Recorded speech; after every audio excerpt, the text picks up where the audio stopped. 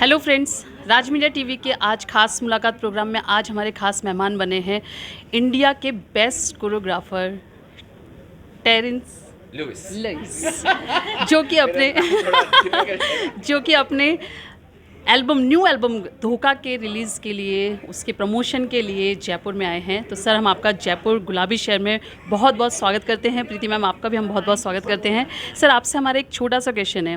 मैंने आपकी हिस्ट्री देखी, उसमें आपका मतलब मैंने देखा artistic director, choreographer and singer also. तो सर, मैं पर्सनली और हमारी जनता खुद भी जानना चाह रही है कि आप एक छोटा सा क्लिप सिंगिंग का हमें दे सकेंगे?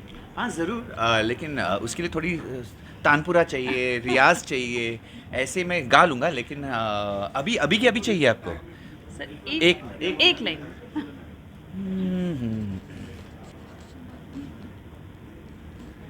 महफिल में कैसे कह दे किसी से, दिल बह रहा है एक अजनबी से।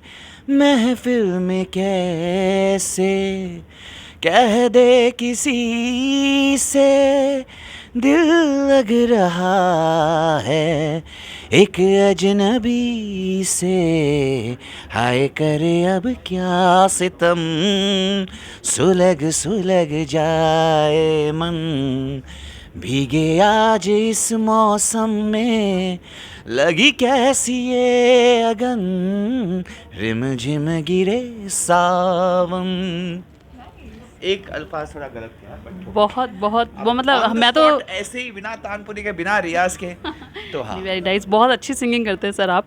सर, नेक्स्ट क्वेश्चन मेरा एक लास्ट है, क्वेश्चन भी लास्ट होगा। आप भी, मुझे मालूम है कि आप भी क्वेश्चंस एक सेम क्वेश्चन आते हैं, पर मैं एक मैसेज के थ्रू आपको कहना चाहूँगी कि हमारी टीवी के थ्रू, आप हमारी राज मीडिया टीवी के थ्रू, आप जयपुर राइट्स के जो कोरियोग्राफर्स हैं, आपने जो जर्नी फेस की है, लाइक आपके नेगेटिव कुछ फेजेस आए होंगे लाइफ में, कुछ पॉजिटिव फेजेस आए होंगे, तो कोरियोग्राफर्स जो हमारे आजकल गली गली मोहल्ले मोहल्ले में मिल जाएंगे आपको, और इतने अच्छे अच्छे कोरियोग्राफर्स हैं, तो उनके लिए क्या ऐसा कोई ऐसा फेज़ क्यों आप उनको बताना चाह रहे हो कि हाँ, आप इस चीज़ से ऐसे निकल सकते हो, राइट? कुछ ऐसा फेज़ आपकी लाइफ में हुआ हो? आई थिंक एक फेज़ आया था जब मैं घर घर जाके सिखा रहा था, और जब मैं कॉलेज भी कर रहा था, उसकी फ़ीस के साथ जो फ़ीस मिलते थे उसको मैं कॉलेज फ़ीस भी दिया करता था, और घर में भी कंट्रीब्यूट करता था। लेकिन जब मेरा कॉलेज ख़त्म हुआ, और जब मैंने ये ठान लिया कि तब मैं 22 साल का था, मेरा कॉलेज ग्रेजुएशन ख़त्म हो गया, मेरा IHM मुंबई से मेरा तीन साल का डिग्री का कोर्स भी ख़त्म हो गया।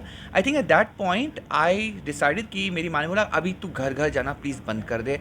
सो ऐसा कि ठीक है, मैं अपना खुद का एक एकेडमी खोलूँगा। तो मैंने एक जगह लिया, रेंट पे लिया, और मैंने सोचा था कि वो बच्चे जो मैं घर घर जाके जा रहा हूँ, वो मेरे इंस्टीट्यूट में आएंगे, लेकिन वो नहीं आए, क्योंकि मैंने ये कैलकुलेट ही नहीं किया था कि मैं उनके घर जाके इनकी सहूलियत है। वो मेरे क्लास में फिर ड्राइवर चाहिए, कोई नहीं चाहिए साथ में, उनका टाइम जाता है। I didn't calculate all this, and कहीं ना कहीं मैंने इतना मेरे दिमाग में बना दिया था, okay my college is done, now I am going to become like the biggest best teacher of dance in Mumbai. ऐसा कुछ नहीं हुआ, and I think it was very shattering for me. लेकिन उसी वक्त मैंने देखा कि उसी स्टूडियो में जहाँ पे मैंने भाड़े पे लिया था वो स्टूडियो फॉर 1 or 2 आवर्स, एक दूसरी औरत फिटनेस का क्लास चालू करा था उसने पहले से ही, और वहाँ पे 30-40 लोग जाते थे। वो बहुत मशहूर है आज, वो पिलाटेस सिखाती है, और बड़े बड़े एक्टर्स अभी भी जाते हैं उनके पास। उस टाइम पिलाटेस था ही नहीं, उस टाइम स्टेप रीबॉक था, और बहुत सारे लोग फिटनेस औरतें वेट लॉस कराने आ रही थी। मैंने कहा भाई, ये भी वो म्यूज़िक पर ही कर रहे हैं कुछ ना कुछ, क्यों ना मैं डांस से हटकर फिटनेस में चला जाता हूँ, ताकि मैं एटलीस्ट आर्थिक स्थिति में अपनी ठीक बनाऊँ। And I think that was a difficult decision, because मुझे डांस से बाहर जाना था और मुझे फिटनेस करना था। And I think whenever things don't work out for you financially, just look around, be practical. And मैं instead of going up, I had to go sideways, मजबूरन। I couldn't go up, dance में space नहीं था, so I went sideways. Fitness करा, मैंने तलवार का course करा, वहाँ पे मैं फर्स्ट आया। उसके बाद मैंने सुनीता कपूर, जो अनिल कपूर की बीवी है, उनके स्टूडियो में मैंने अपना क्लास चालू किया। People started understanding and knowing me. Madhuri Dixit became my first personal training client as a person who helps her lose weight. So this way people started to know me and acknowledge me, and then I got my first film also because of Reena Dutta, Aamir Khan की पहली बीवी, जो producer थी लगान की। उन्होंने कहा कि can you do this song for me. So sometimes your opportunities come through various other sources.